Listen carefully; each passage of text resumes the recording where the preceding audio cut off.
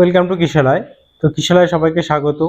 তো তোমরা জানো ইতিমধ্যে আমি সামনে যে নার্সিং এন্ট্রান্স এক্সাম রয়েছে জেনপাস এবং জিএনএম এএনএম, সেই এন্ট্রান্স এক্সামকে কেন্দ্র করে কিন্তু মোট 5টি, দেখতেই পাচ্ছ মোট কয়টি, মোট 5টি আমি কিন্তু জিকে প্র্যাকটিস সেট তোমাদের করাবো। এর আগেই বলছিলাম সেই 5টি জিকে প্র্যাকটিস সেট থেকে কিন্তু আমি তোমাদেরকে ফুল স্কোর এনে দেব। তো তার মধ্যে আমরা অলরেডি কিন্তু একটি প্র্যাকটিস সেট করেছিলাম। তো আজকে কিন্তু আমরা সেকেন্ড যে দ্বিতীয় প্র্যাকটিস সেট সেটা কিন্তু শুরু করব। খুবই গুরুত্বপূর্ণ কিন্তু এই প্র্যাকটিস সেটটা হতে চলেছে। তো যারা যারা আমাদের এই চ্যানেলে নতুন অবশ্যই কিন্তু তারা চ্যানেলটিকে সাবস্ক্রাইব করে রেখে দাও এবং যদি ভিডিওটি ভালো লাগে অবশ্যই শেয়ার করো, লাইক কমেন্ট করে জানিয়ে দাও। তো চলো আমরা তাহলে দেরি না করে অবশ্যই শুরু করে দিচ্ছি আমাদের আজকে জিকে প্র্যাকটিস সেট 2। তোমরা অবশ্যই খাতা পেন নিয়ে বসবে, কারণ আমরা কিন্তু একটা এমসিকিউ কে ধরে কিন্তু অনেক কি পয়েন্ট তৈরি করি, সেগুলো তোমাদের নোট ডাউন করতে হবে, সেগুলো খুবই গুরুত্বপূর্ণ। চলো, তো দেখো প্রথম যে কোশ্চেনটা ওরা দিয়েছে, সিন্ধু সভ্যতার কোন কেন্দ্রে গ্রেট বাথ বা স্নানাগার টি পাওয়া গেছে। মানে আমাদের প্রথম কোশ্চেনটা আজকের, সিন্ধু সভ্যতার কোন কেন্দ্রে বিখ্যাত গ্রেট বাথ বা স্নানাগারটি পাওয়া গেছে। তো তোমাদের জিকে মানে কিন্তু দেখবে ইতিহাস, ভূগোল কিংবা পলিটিক্যাল সায়েন্স এগুলো সবই দিচ্ছে, তাই আমি সবগুলো কিন্তু মিক্সচার করেই কোশ্চেন নিয়ে আসছি, এমনকি কারেন্ট অ্যাফেয়ার্স। তো আমাদের এটা সঠিক উত্তর হবে কি, মহেঞ্জোদারো হচ্ছে আমাদের একদম সঠিক উত্তর। সঠিক উত্তর হচ্ছে মহেঞ্জোদারো। তো এই মহেঞ্জোদারোতে কি হয়, আমরা এই মহেঞ্জোদারো সম্পর্কে একটু জানবো বিস্তারিত, যতটুকু জানার দরকার আছে। তো এই যে মহেঞ্জোদারো যে রয়েছে, আমাদের মহেঞ্জোদারো প্রথমে জানতে হবে কোথায় অবস্থিত। মহেঞ্জোদারো প্রথমে আমাদের জানতে হবে কোথায় অবস্থিত। তো এই মহেঞ্জোদারোটা রয়েছে কোথায়, সিন্ধু প্রদেশে, পাকিস্তানের সিন্ধু প্রদেশে। সিন্ধু প্রদেশে এক। দুই, এই যে মহেঞ্জোদারো সভ্যতার অর্থ কি, শব্দের অর্থ, মহেঞ্জোদারো কথাটির অর্থ হচ্ছে মৃতের স্তূপ। মৃতের স্তূপ খুবই ইম্পর্টেন্ট, কিন্তু এগুলো তুলে নেবে কি পয়েন্ট। নেক্সট হচ্ছে, এই যে মহেঞ্জোদারো সভ্যতা কে আবিষ্কার করে, 1922 সালে রাখাল দাস বন্দ্যোপাধ্যায়। রাখাল দাস বন্দ্যোপাধ্যায় কিন্তু মহেঞ্জোদারো সভ্যতা আবিষ্কার করে। এবার আসি আমরা হরপ্পা সভ্যতা। হরপ্পা সভ্যতা শব্দের অর্থ হচ্ছে কি, পশুপতির খাদ্য। পশুপতির খাদ্য। কবে, 1921 সালে কে আবিষ্কার করে, দয়ারাম সাহিনী। দয়ারাম সাহিনী। তো ভালো করে কি পয়েন্টগুলো তুলে নেবে। কোথায় অবস্থিত এই হরপ্পা, পাঞ্জাবের রাভি নদীর তীরে। পাঞ্জাবের রাভি নদীর তীরে কিন্তু অবস্থিত এই হরপ্পা সভ্যতা। সেম লোথাল কোথায় অবস্থিত, লোথাল হচ্ছে গুজরাটে অবস্থিত। কোথায় অবস্থিত, গুজরাট, মনে রাখবে। সেম কালীবঙ্গান কোথায় অবস্থিত, রাজস্থানে অবস্থিত। বাস, আমাদের এইটুক জায়গা কিন্তু লাগবে, খুবই ইম্পর্টেন্ট। চলো নেক্সট কোশ্চেন।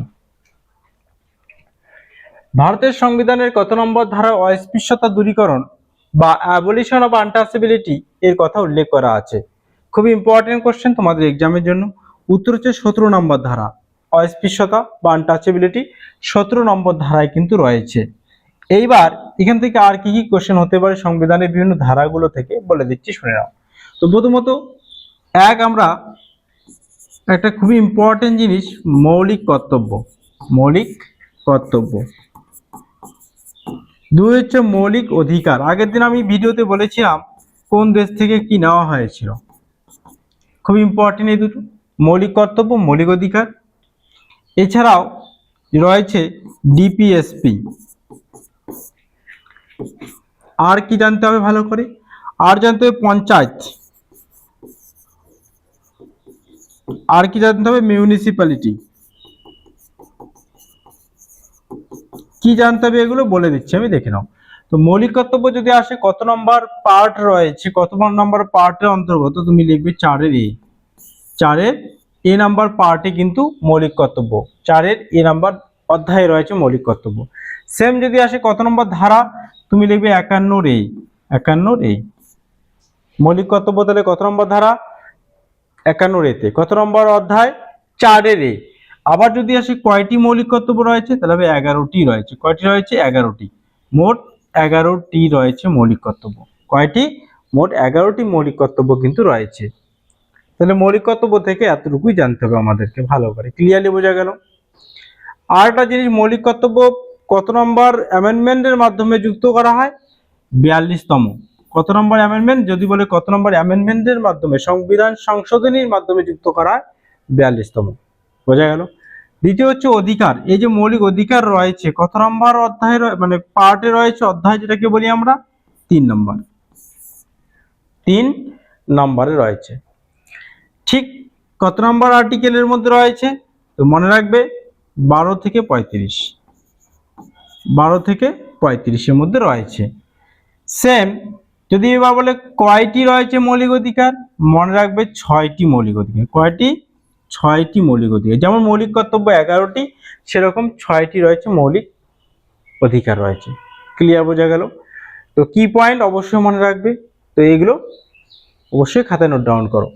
ডিপিএসপি কত নম্বর? মানে directive principal of state policy, Bangla যেটাকে বলা হয় রাষ্ট্র পরিচালনার নির্দেশনাত্মক নীতি বলা হয়। এই যে ডিপিএসপি, এখান থেকে কি জানা যায়? জনকল্যাণমূলক রাষ্ট্রের ধারণা পাওয়া যায়। ডিপিএসপি থেকে জনকল্যাণমূলক রাষ্ট্রের ধারণা পাওয়া যায়। তো এটা কত নম্বর আমাদের পার্টে রয়েছে? 4 নম্বর পার্টে রয়েছে। মনে রাখবে 4 নম্বর পার্ট। বোঝা গেল? কত নম্বর ধারায় রয়েছে? 36 থেকে 51 নম্বর ধারায় রয়েছে। মনে রাখবে। সেম পঞ্চায়েত।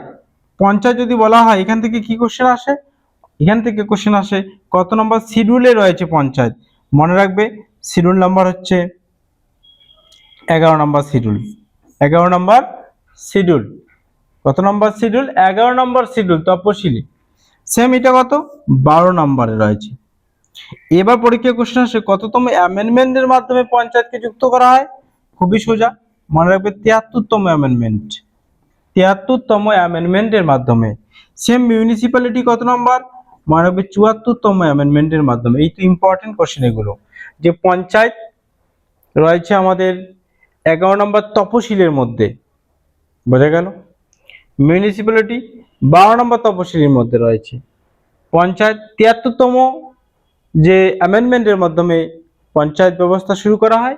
মিউনিসিপ্যালিটি 74তম অ্যামেন্ডমেন্টের মাধ্যমে শুরু করা হয়, মানে সংবিধান সংশোধনীতে যুক্ত করা হয়। প্রথম পঞ্চায়েত ইলেকশন কোথায় হয়? মনে রাখবে রাজস্থানের নাগড় জেলা। রাজস্থানের নাগড় জেলা। সেম বলে যদি মিউনিসিপ্যালিটি প্রথম ইলেকশন কোথায় হয়? মাদ্রাস। এগুলো হচ্ছে কি পয়েন্ট, অবশ্যই মনে রাখবে, খুবই ইম্পর্টেন্ট। আর কি আসতে পারে? এই যে 21 নম্বর যে ধারা রয়েছে, 21 নম্বর ধারায় কি রয়েছে? ব্যক্তি ও জীবন রক্ষা। তুলে নাও, ব্যক্তি ও জীবন রক্ষা রয়েছে, কথা বলা হয়েছে। সেম আর কি নম্বর ধারা ইম্পর্টেন্ট? অবশ্যই মনে রাখবে, বলে দিচ্ছি আমি। 280 নম্বর ধারা, লিখে নাও অর্থ কমিশন। 280 নম্বর ধারা রয়েছে অর্থ কমিশন রয়েছে। আর কি ইম্পর্টেন্ট? 356 নম্বর আর 360 নম্বর। 356তে কি রয়েছে দেখবে? State emergency. বোঝা গেল? State emergency. 60-এ কি রয়েছে? Finance emergency. তো স্টেট মানে কি? রাজ্যের জরুরি অবস্থা, রাজ্য। আর ফাইন্যান্স মানে কি? অর্থ বা আর্থিক। এবার বলি শোনো, এই যে স্টেট ইমার্জেন্সিটাকে কি বলা হয়? রাষ্ট্রপতি শাসনও বলা হয়। 356 নম্বর। 360 রয়েছে ফাইন্যান্স ইমার্জেন্সি। বাস এতটুকু মনে রাখবে, খুবই ইম্পর্টেন্ট এগুলো।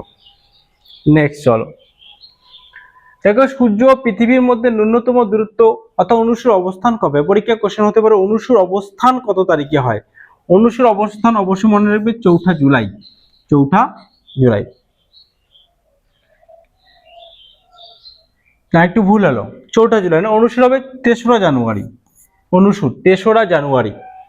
4 জুলাই কি হবে? অপসুর। 4 জুলাই হচ্ছে অপসুর অবস্থান 4 জুলাই। 21শে মার্চ কি? মহাবিষুব। 23শে সেপ্টেম্বর কি? জলবিষুব। জলবিষুক। তাহলে আমাদের মনে রাখতে হবে 3রা জানুয়ারি অনুসুর অবস্থান, 4ঠা জুলাই অপসুর অবস্থান, আর 21শে মার্চ মহাবিষুক, 23শে সেপ্টেম্বর জলবিষুক, মনে রাখবে। চলো নেক্সট হচ্ছে সিরিজ দিয়েছি। দেখো আমি শুধু আজকে তোমাদের জিকে করাবো, সঙ্গে জিএও করাবো। তো যে জিএ গুলো ইম্পর্টেন্ট যেরকম টাইপ করো, দেখো 2 থেকে 6, তার থেকে 12, 20, 30, তারপরে কত হবে। তো দেখো 2 থেকে 6 মানে 4 বাড়লো, 6 থেকে 12 মানে 6 বাড়লো, 12 থেকে 20 মানে 8 বাড়লো, তারপরে 10 বাড়লো, তারপরে 12 বাড়বে, অর্থাৎ 42 হবে আমাদের আনসার। তোমরাও দেখো মিলিয়ে হয়ে গেছে কিনা। আগে তোমরা নিজে করার চেষ্টা করবে, জিআই গুলো বা জিকে গুলো আগে উত্তর দেওয়ার চেষ্টা করবে, তারপর আমার সঙ্গে মেলাবে। চলো নেক্সট। যদি ওয়াটারের সংকেত XBUFS হয় তবে ফায়ারের সংকেত কি হবে। দেখো এটাকে বলা হয় কোডিং ডিকোডিং বলা হয়। তো WX হয়ে গেল, AB হয়ে গেল, TU হয়ে গেল, EF হয়ে গেল, RH হয়ে গেল। তো চলো তোমরা তাহলে আমাকে এটার উত্তর দিয়ে দাও, মানে এক ঘর করে এগিয়ে গেল। কোনটা সঠিক উত্তর হবে অবশ্যই 5 নাম্বার লিখে কমেন্টে উত্তর জানাও। চলো নেক্সট। দেখো 2026 সালে ফিফা ফুটবল বিশ্বকাপ কোন দেশে আয়োজিত হবে, মানে কারেন্ট অ্যাফেয়ার্স তোমাদের কিন্তু আসবে পরীক্ষায়। তো অবশ্যই সঠিক উত্তর হচ্ছে এই যে B option, America, Mexico, Canada. America, Mexico, Canada, এখানে কিন্তু ফিফা বিশ্বকাপ যে আয়োজিত করা হবে এই 3টে দেশকে মিলে। এবার আমাদের কয়েকদিন আগেই টি-20 বিশ্বকাপ হয়েছিল। সেই টি-20 বিশ্বকাপে পরীক্ষায় কোশ্চেন আসতে পারে, টি-20 বিশ্বকাপ কোন দেশ আয়োজক কোন দেশ বা আয়োজিত করেছিল কোন দেশ। মনে রাখবে ইন্ডিয়া অ্যান্ড সাউথ শ্রীলঙ্কা, মনে রাখবে। এবার জয়লাভ কে করলো, অবশ্যই ইন্ডিয়া, আমাদের দেশ। ইন্ডিয়া কিন্তু জয়লাভ করেছিল। কাকে পরাজিত করে, মনে রাখবে নিউজিল্যান্ড। নিউজিল্যান্ডকে কিন্তু পরাজিত করে ভারত কিন্তু জয়লাভ করেছিল টি-20 মেন বিশ্বকাপ। পরীক্ষার জন্য তোমাদের খুবই ইম্পর্টেন্ট, বোঝা গেল। নেক্সট চলো। ভারতের দীর্ঘতম হিমবাহের নাম কি। তো অবশ্যই ভারতের দীর্ঘতম হিমবাহ হচ্ছে সিয়াচেন হিমবাহ, লাদাখের। কি হিমবাহ, সিয়াচেন হিমবাহ কিন্তু দীর্ঘতম হিমবাহ। আর কি কি দীর্ঘতম আসতে পারে আমি বলে দিচ্ছি, লিখে নাও। তো দীর্ঘতম কি বলতে পারে, হ্রদ। উত্তর হচ্ছে চিল্কা। কোথায় অবস্থিত, উড়িষ্যা, চিল্কা। আর কি দীর্ঘতম হতে পারে, তোমাদেরকে জিজ্ঞাসা করতে পারে, রেল স্টেশন। অ্যান্সার হচ্ছে হুবলি। হুবলি কোথাকার, এটা কর্ণাটক, কর্ণাটকের হুবলি। তো আমাদের কিন্তু এগুলো কিন্তু ইম্পর্টেন্ট। আর কি জিজ্ঞাসা করতে পারে তোমাদেরকে, দীর্ঘতম নদী, গঙ্গা।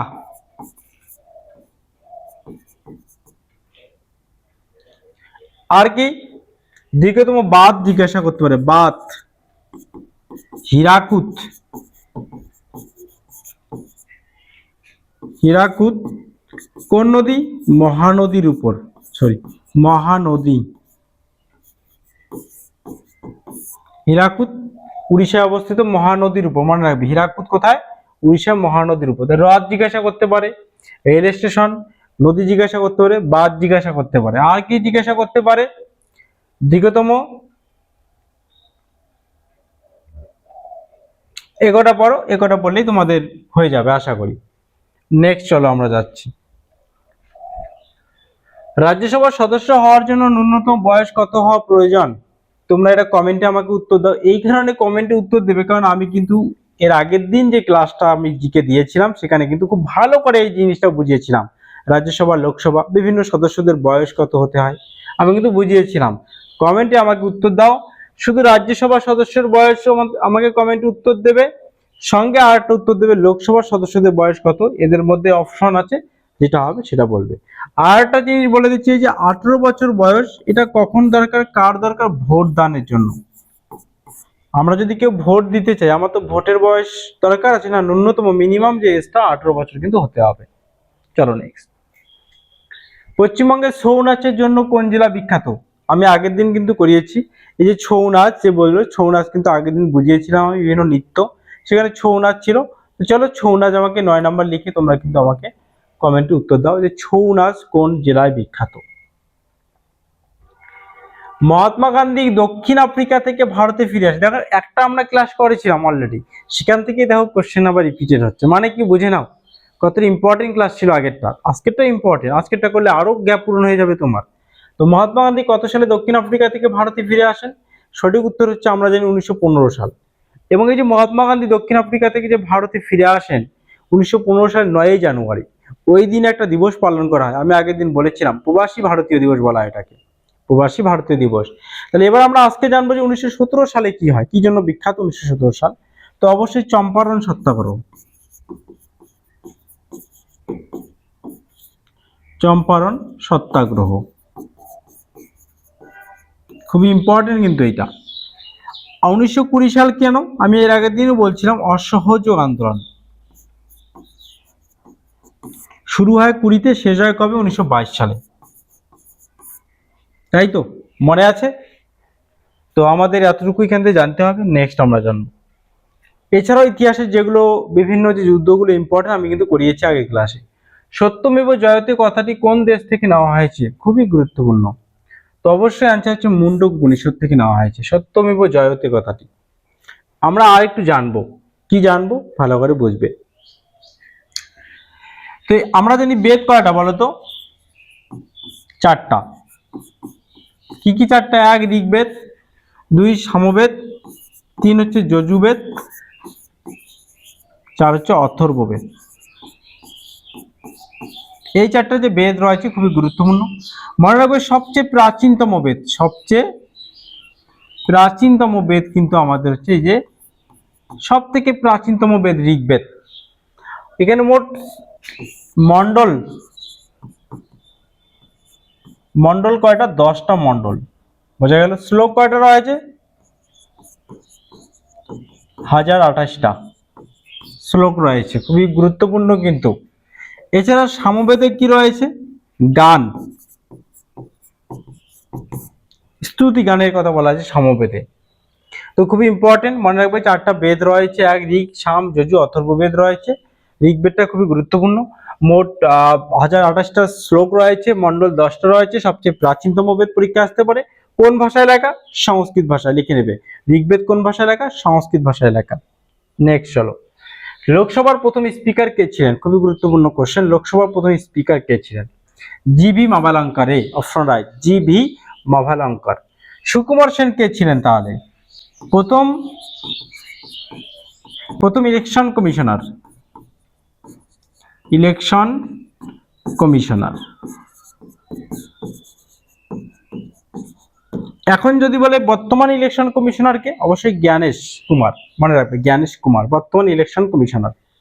সেম বি আর আম্বেদকর কে তাহলে? বি আর আম্বেদকর আমরা জানি একটা জিনিস মনে রাখবে, বি আর আম্বেদকর আমাদের সংবিধানে যে 32 নম্বর যে ধারা রয়েছে সেই ধারাকে তিনি সংবিধানের আত্মা বলেছেন, সংবিধানের আত্মা বলেছেন।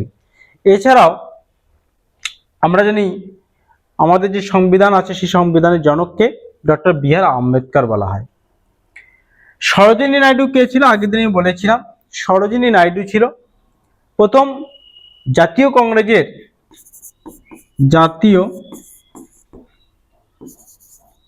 কংগ্রেসের প্রথম ভারতীয় মহিলা সভাপতি, প্রথম জাতীয় কংগ্রেসের প্রথম ভারতীয় মহিলা সভাপতি ছিলেন সরোজিনী নাইডু। এছাড়া আর কি কোশ্চেন হতে পারে? জাতীয় কংগ্রেসের যদি প্রথম সভাপতি বলে, প্রথম সভাপতি উমেশ চন্দ্র ব্যানার্জি। মনে রাখবে কি হবে? উমেশ চন্দ্র ব্যানার্জি ছিলেন প্রথম জাতীয় কংগ্রেসের মহিলা সভাপতি। প্রথম জাতীয় কংগ্রেসের যে সভাপতি বলে উমেশ চন্দ্র ব্যানার্জি। ক্লিয়ার? বোঝা গেল? খুব ইম্পর্টেন্ট কিন্তু এই কোশ্চেনটা। এছাড়া যদি বলে প্রথম আমাদের যে জাতীয় কংগ্রেস যে ছিল আর কি, জাতীয় কংগ্রেসের যে সভা প্রথম হয়েছিল কবে? 1985 সালে। 1985 সালে না, একটু ভুল বললাম, 1885 সালে। 1885 সালে হয়েছিল প্রথম যে সভা হয়েছিল। নেক্সট, রক্তের গ্রুপ কে আবিষ্কার করে?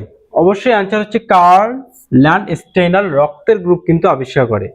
আলেকজান্ডার ফ্লেমিং কে ছিলেন? পেনিসিলিনের আবিষ্কারক। পেনিসিলিনের আবিষ্কারক ছিলেন। রবার্ট হুক কে ছিলেন? কোষের আবিষ্কারক ছিলেন। কোষ, রবার্ট হুক। লুই পাস্তুর কে ছিলেন? জলাতঙ্কের টিকা।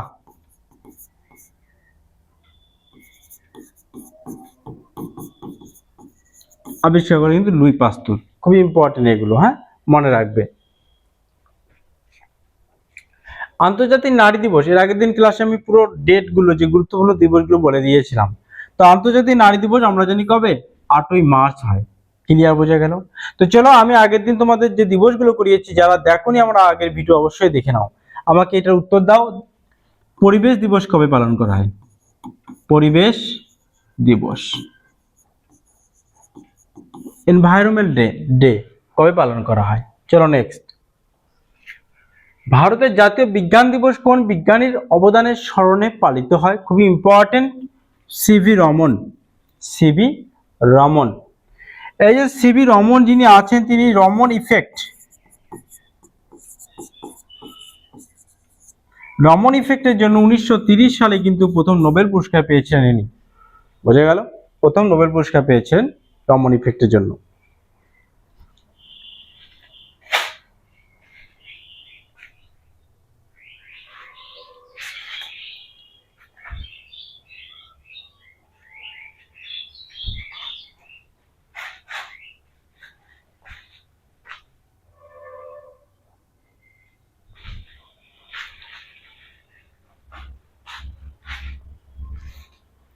তো সিভি রমন তাহলে রমন ইফেক্টের জন্য 1930 সালে নোবেল পুরস্কার পেয়েছিলেন।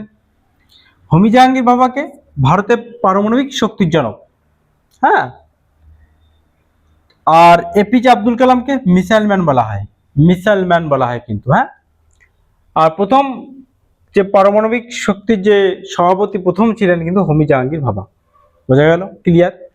Next, the god of small thing, খুব ইম্পর্টেন্ট, উপন্যাসটি রচয়িতাকে অবশ্যই মনে রাখবে, Arundhati Roy. The god of small thing এর রচয়িতা হচ্ছে অরুন্ধতী রায়। তোমাদের কিন্তু একটা বই আসে পরীক্ষায়, ভালো করে বিভিন্ন বইগুলো অবশ্যই পড়বে কিন্তু, হ্যাঁ। নিচের বিকল্পগুলির মধ্যে কোনটি আলাদা? আমরা এটা রিজনিং দিয়েছি আমি, তাহলে অ্যান্সার কি হবে? দেখো, যখনই মাস দিবে, মাস দিয়ে বলবে কোনটি আলাদা, তুমি দেখবে এখানে 31 আর 30 তারিখের মধ্যে তোমার কনফিউশন আসবে যে কোন মাসটা 31 মাস, কোনটা 30-এ। তো দেখো, জানুয়ারি রয়েছে এটা 31-এ, মার্চ 31-এ, জুলাই 31, সেপ্টেম্বর 30, তাহলে কোনটা আলাদা হবে? সেপ্টেম্বর। বোঝা গেল? ক্লিয়ার? নেক্সট, দেখো, পিক্টোরিয়াল সিরিজ এবং সিকোয়েন্স তোমাদের কিন্তু পরীক্ষা আসবে। পিক্টোরিয়াল সিরিজ এবং সিকোয়েন্স কিন্তু অবশ্যই ইম্পর্টেন্ট তোমাদের পরীক্ষার জন্য। তো কোনটা সঠিক হবে তোমরা অবশ্যই জানাও আমাদের, আমি বলে দিচ্ছি একটু এগুলো করার নিয়ম। তো দেখো, এই যে তীর চিহ্নটা লক্ষ্য করে, উপরে ছিল, উপরে, নিচে, নিচে, উপরে, মানে আবার উপরে হবে, তাহলে উপরে এই দুটো, এটা হবে না অ্যান্সার, এটা হবে না, এটা হতে পারে।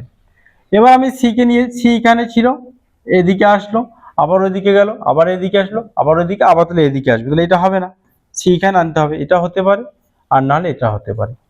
চলো দেখি এবার কোনটা হবে। টান দেখা যাক, এদিকে আর ওইদিকে টান সেম আছে, এটা এখানে আছে, এটা এখানে, তাহলে আমরা দেখবো এই যে জিনিসটা ব্র্যাকেটের ব্যাপারটা দেখবো, হ্যাঁ। এটা এদিকে আছে, এটা এরকম করা আছে, চলো এরকমই ছিল, এরকম হয়ে গেল, এরকম, এরকম, তাহলে এদিকে ছিল মানে কি আলাদা হবে, মানে যেটা আনসার অপশন 2 হচ্ছে সঠিক অ্যান্সার। এটাকে বলে পিক্টোরিয়াল সিরিজ সিকোয়েন্স। যারা জানো না, যারা নতুন এই জিনিসটা, আমার দেখবে ভিডিও দেওয়া আছে পিক্টোরিয়াল সিরিজ সিকোয়েন্স, ওখানে গিয়ে দেখে নাও, কনফিউশন ক্লিয়ার হয়ে যাবে, তোমাদের কিন্তু আসবেই। কমপ্লিট দ্য সিরিজ, 64, 125, 216, 343 পরে কত হবে?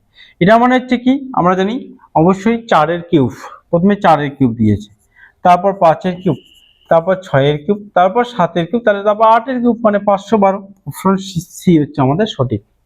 চলো নেক্সট, আবার হচ্ছে কোনটি আলাদা, ওড ওয়ান আউট, কোনটি আলাদা বের করতে বলছে, চলো করবো। দেখো, 71 17 মানে কি, 7-1টাকে উল্টে 17 লিখলো, 6 কে উল্টাইলে 6 হবে, 5-7 কে উল্টাইলে 7-5, কিন্তু 4-5 কে উল্টাইলে তো 5-5 হবে না, এটাই আলাদা অ্যান্সার, ডি। ওদের বাকি তিনজনের থেকে আলাদা। আলাদা মানে কোনটি আলাদা নিয়ম ফলো করেছে। সেম আবার বেশ ভুল সংখ্যা, এখানে ভুল সংখ্যা সিরিজ দাও, ভুল সংখ্যা দেখো 59 আর 2 61, 61 67 আর 2 কত 69। আচ্ছা 61 আর এদিকে যোগ কত করতে হবে, তাহলে 6, 67 2 69, তাহলে আবার 6 যোগ করতে হবে, 6 যোগ করলে কত হইতো 70 75 হইতো, কিন্তু আছে কত 71, এটাই আলাদা, মানে 71 আমাদের বি অপশনটাই আলাদা। বোঝা গেল? 59 61 67 69 71, না ওটা হবে না, আমাদের আলাদা হবে 69, কারণ 69 হচ্ছে মৌলিক সংখ্যা, বাকিগুলো সরি 69 যৌগিক সংখ্যা, বাকিগুলো মৌলিক সংখ্যা, তাই 69 আলাদা। নেক্সট আবার কোনটি আলাদা, তো এখানে আমাদের দেখতে হবে কোনটি আলাদা আছে। লক্ষ্য করো যে 13131 মানে 1331 মানে কি, রিপিটেড করলো ব্যাক করলো, 2552 4884, কিন্তু 6565 তো হবে না, 1331 মানে উল্টা লিখলো, 13 কে 31 লিখলো, 25 কে 52, তাহলে এখানে কি 6556 হতো, এটাই আলাদা। চলো ডি অপশন আমাদের আলাদা। নেক্সট আমরা যাব, নেক্সট আমাদের যেটা রয়েছে আর নেই, তো এটাই ছিল আজকের আমাদের যে তোমাদের জিকের জন্য যে ভিডিও, গুরুত্বপূর্ণ জিকে। তো আমি জিকের সঙ্গে জিআই এই কারণে নিয়ে আসি যাতে তোমাদের প্র্যাকটিস হয়, তাই আশা করি তোমাদের ভালো লাগবে। এরপরেও কিন্তু আমরা প্র্যাকটিসের 3 নিয়ে আসবো, কারণ আমাদের 2টা হয়ে গেল কমপ্লিট। তো যারা দেখোনি আগেরটা অবশ্যই দেখে নেবে। এরপরে আমরা প্র্যাকটিসের 3 নিয়ে আসবো, কন্টিনিউ কিন্তু আমরা 5 পর্যন্ত কিন্তু নিয়ে আসবো। 5টা যদি তোমার ভিডিও দেখো, আমি বলে দিচ্ছি তোমার জিকেতে সুন্দর মার্কস পেয়ে যাবে। কিন্তু জিকেতে ভালো মার্কস যদি পেয়ে যাও, তাহলে তুমি কিন্তু অনেকটা এগিয়ে যাবে র্যাঙ্কের দিক থেকে। অনেকে কিন্তু জিকেতেই দুর্বল হয়ে যায়। তো আজকে এ পর্যন্ত, অবশ্যই ভালো লাগলে ভিডিওটাকে শেয়ার করে দাও এবং অবশ্যই লাইক করো।